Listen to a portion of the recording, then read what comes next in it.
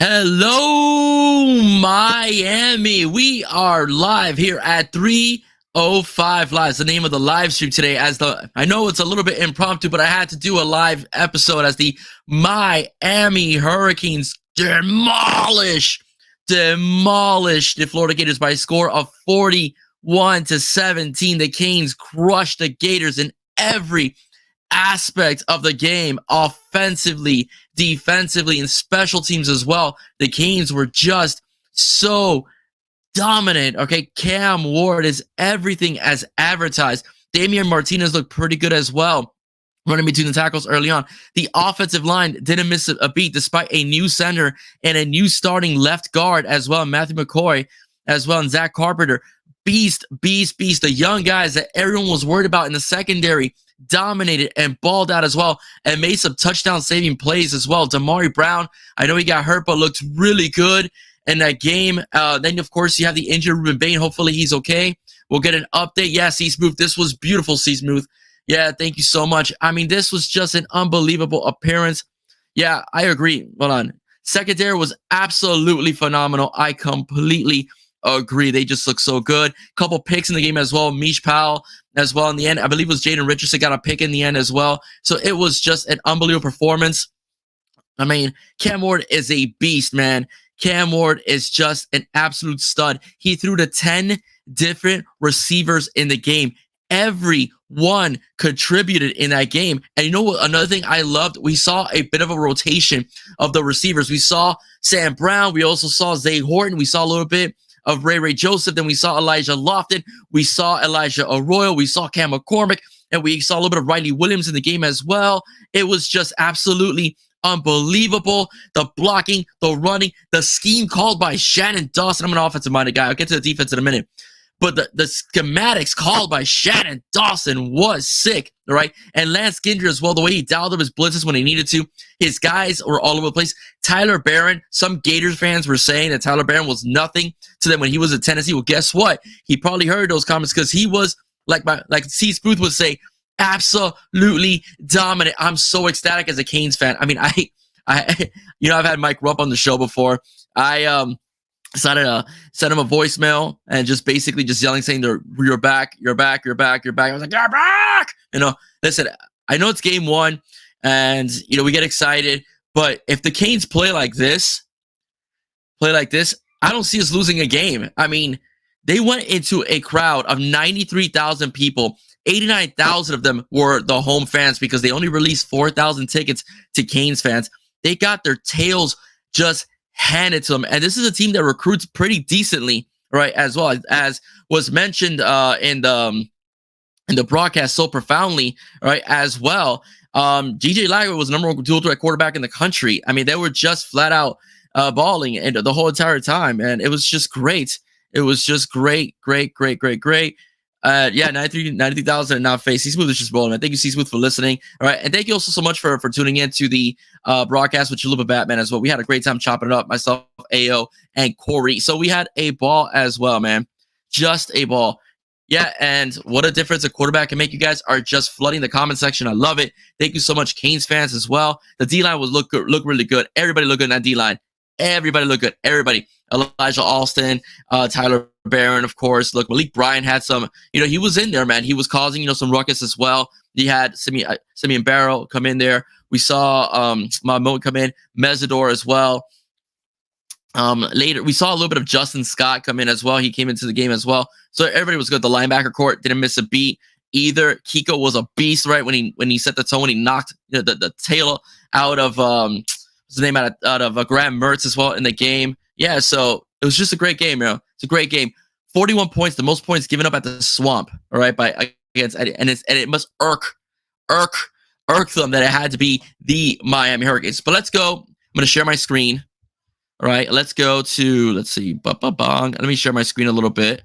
All right, and I'm going to break down the box score of this game, man. And I just got to say, look at Cam Ward. Look at Cam Ward, all right? For people who thought that Mario just wanted to run the ball all the time, balance, okay? Cam Ward threw the ball 35 times and Restrepo 1, so 36 passes altogether. The team ran the ball 33 times. That is the epitome of balance. And you know what happens? Cam Ward throws for 185 yards, averaging 11 yards per reception, 3 touchdowns, and that one pick where he threw across his body. And it was tipped, I believe, by Zay Horton up in the air. It was picked off by the Florida Gator defender.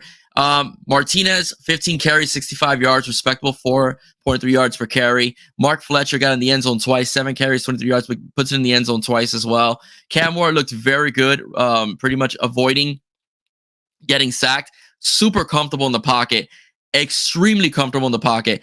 He was like, man, I'm not used to this. In Washington State, the line wasn't as good as it is here in Miami.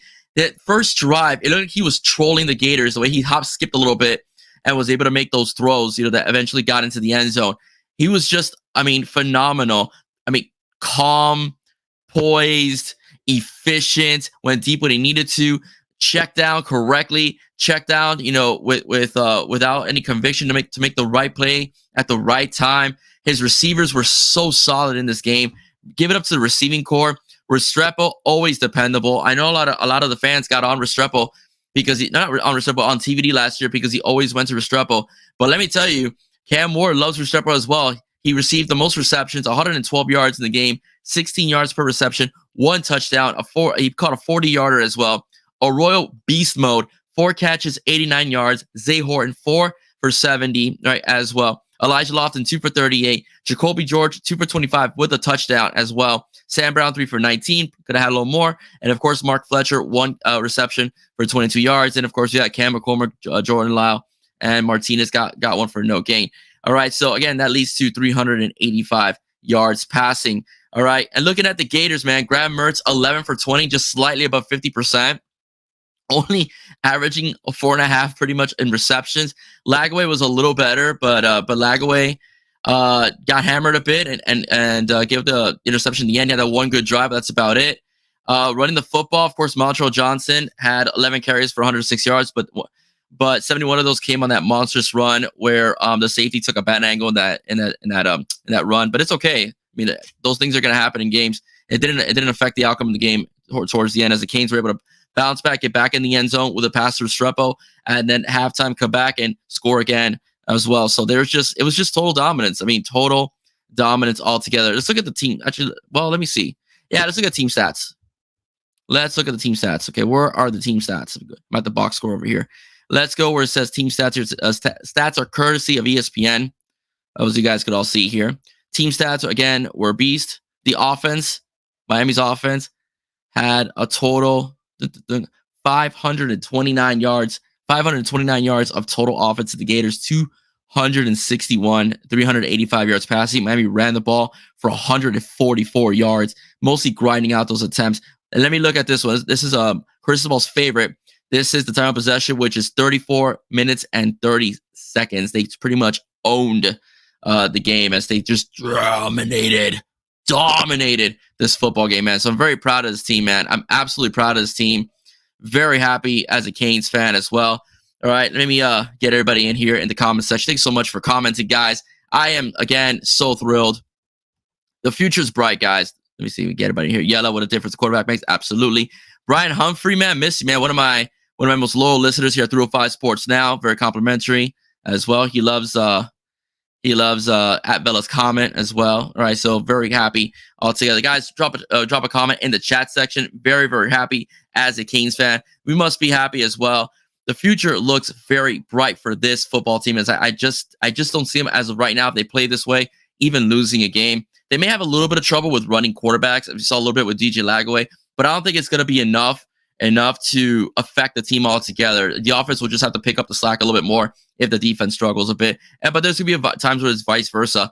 Eventually, of course, teams will get film on us, and it won't be as easy to move the ball down the field against some of these ACC teams that know Mario, know how we operate.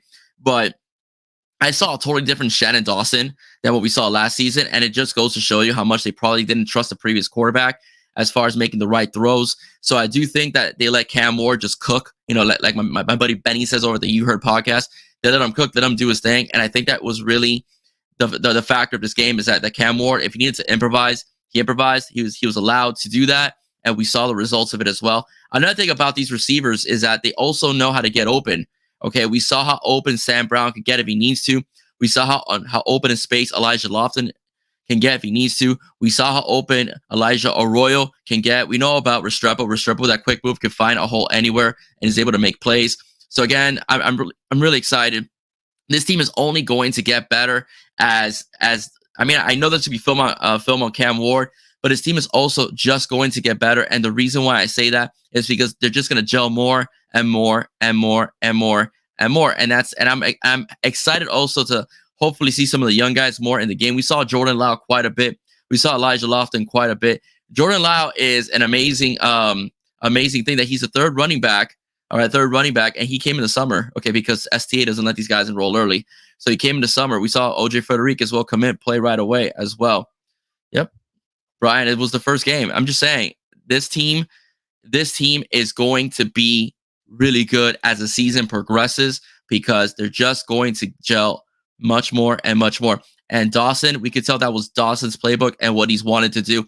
And Cam Ward is the kind of quarterback that fits Shannon Dawson's scheme better because Shannon Dawson likes those dual threat quarterbacks that can run and throw. And Cam Ward is just one of those guys. Okay. I want to thank everybody that chimed in the chat section. I'm sure you guys are very thrilled. Actually, very good observation. That's right, C Smooth. It was only one penalty in the game. There's always been a problem where stupid penalties come in, and that wasn't the case today. All right, ladies and gents, it's gonna be a little bit easier for next week. Let me just adjust to the screen. Let me go back a little bit. As Miami, let's look at the Canes a bit. As Miami's schedule looks good, as next week they will take on FAMU, then Ball State. After that, they take on Ball State. That South Florida game is on the road. That could be a little tricky, but I expect Miami to roll up on them as well. And I expect this to be an undefeated team before we face Virginia Tech at night on ESPN on September 27th. So then, of course, I'm worried about that Cal game because of the West Coast travel. But nonetheless, man, great showing for the Canes. Right, very good showing for the Canes. Very dominant showing for the Canes. I was very happy to see that, as well as all of you are as well. Again, man, as long as Coach Cristobal lets his coordinators cook, man, we should be fine. We should be perfectly fine. As long as he lets his coordinators cook. We saw him cook today all together and whatnot. Ladies and gentlemen, that's it for me. Please, if you like what you heard, please do not forget to like, share, and subscribe to 305 Sports Now. God bless you guys. See you soon. Go Canes. All about the you guys. Mending the stream. Bye-bye.